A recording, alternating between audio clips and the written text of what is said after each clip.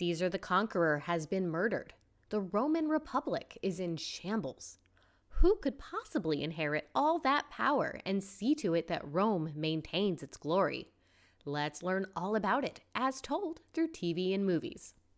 The first show on this list is about Julius Caesar's great-nephew who established the Julio-Claudian dynasty.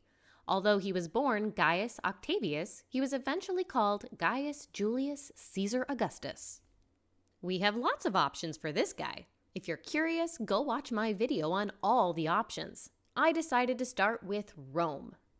Ratings.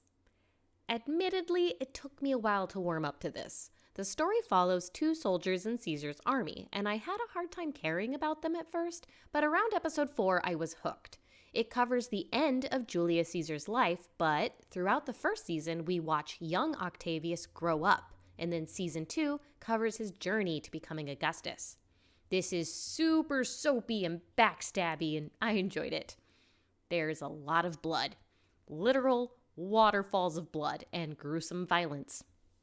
Released in 2005, it's 2 seasons, altogether 22 episodes, all between 45 to 65 minutes each. Rated 18+. Next we're watching Domina. This takes place during the reign of Augustus, but is actually about his second wife, Livia. Also, we get to spend a lot of time with a young version of the next emperor, Tiberius. Ratings. This is not so much about Rome and the people. This is a royal family drama. Who loves who? Who's going to marry who? Who is sleeping with who? And why none of that matches up? The major question being, who is going to be the next emperor? Of course, this is history, so we know, but I'm here for that drama and how we get there.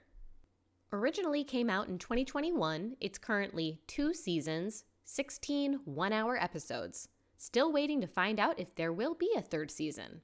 Rated 18+. There are no movies or shows specifically about Tiberius, but here's a show where he was a supporting character. Barbarians. This starts off in 9 AD and is a fictional story about the Roman occupation of Germania. Tiberius is in season 2. Ratings. I have mixed feelings about this series. On one hand, it's gorgeous with a great story to tell about friendships being torn apart and culture clashing and, oh my god, the Germans speak German and the Romans speak Latin. This was honestly really cool just for that. There is an English dub that is okay. This kept me engaged the entire first season and I was really excited for more. But I have to say the 2nd season was disappointing. Basically, everyone continuously keeps making the same mistakes, and I wasn't a fan of the direction it went. However, don't let me stop you. You should totally check this out for some great acting and battles. Released in 2020, it's 2 seasons with 12 about 50-minute episodes. Rated for adults only. Warning, the show has now been canceled and ends on a cliffhanger. Next up, a movie you may be interested in checking out is Risen. This takes place sometime between 30 and 33 AD while Tiberius is emperor and begins with the crucifixion of Jesus of Nazareth. Ratings. What sets this movie apart and why I included it is because it covers the aftermath of the crucifixion from the point of view of Roman soldiers, and it turns it into a mystery. I thought the beginning was really intriguing since we don't usually see this story told from a Roman's point of view. Warning, the second half does have a very strong faith-based element in case that doesn't agree with you. Released in 2016, 107 minutes long, rated 13+.